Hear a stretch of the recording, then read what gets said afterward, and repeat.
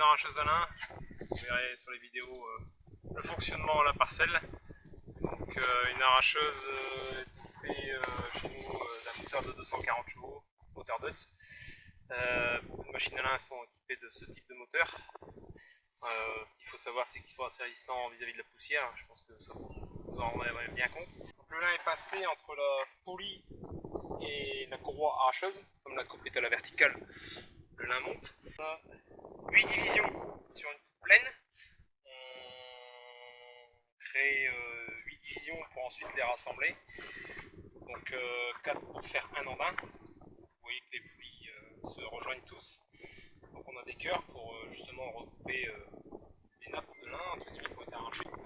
Ensuite tout le lin est envoyé sur les rouleaux écraseurs. On blesse le pied du lin pour avoir un houissage homogène entre le pied et la tête. Et le lin est ensuite convoyé sur les tables. Les tables qui vont déposer le lin au sol. Évidemment, les tables sont amovibles. Elles se décalent au fur et à mesure de chaque tour pour se créer un écartement pour pouvoir travailler le lin correctement et ne pas avoir à rouler dessus avec les retourneuses. Donc plusieurs étapes dans le lin, l'arrachage, le retournage et l'enroulage. Donc il y a un procédé qui est très important, c'est le rouissage. Donc il nous faut une alternance de pluie et de beau temps pour ensuite pouvoir travailler. Et le champignon qu'on appelle rouissage nous permet de dissocier l'écorce de la fibre. Et sans ce champignon, on ne sait pas transformer le lin.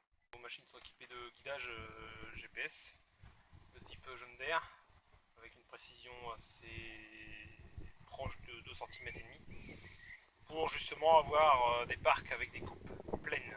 Donc au moment du retournage, on arrive avec des retourneuses doubles. Ces retourneuses doubles prennent 2 en 1. Ça facilite, je dirais, la reprise. On n'a pas à compter le nombre en 1 pour avoir nos paires. On sait qu'on finit avec des coupes pleines. On travaille à une vitesse d'avancement proche de 15 km/h au champ. Faut pas trop la dépasser, sinon on a tendance à abîmer le lin et le lin se dépose mal. Donc si les tiges ne sont pas bien parallèles, automatiquement ça va générer plus de fibres courtes. Au niveau rendement, on est plus sur du 2,5 hectares à l'heure. Tout dépend du parcellaire, tout dépend des déplacements qu'on a effectués, on travaille dans différentes régions. Donc là on est vraiment dans un rayon d'action, on va dire, où on a beaucoup de parcelles, donc on passe de l'un à l'autre si la maturité est bonne au niveau des linières. Ce qu'il faut savoir ensuite, le lin est transformé chez nous à Milam, une unité de transformation. Donc on décortique les différentes matières. Donc ce qu'on recherche le plus, c'est la fibre longue. Ensuite on découle un peu de fibres courtes, des graines et les amas de lin. C'est toutes des choses qui vont être valorisées auprès de nos producteurs. Et ensuite la matière principale, qui est la fibre longue, est expédiée principalement en Asie, essentiellement en Chine, pour grosso modo être peignée et ensuite filée.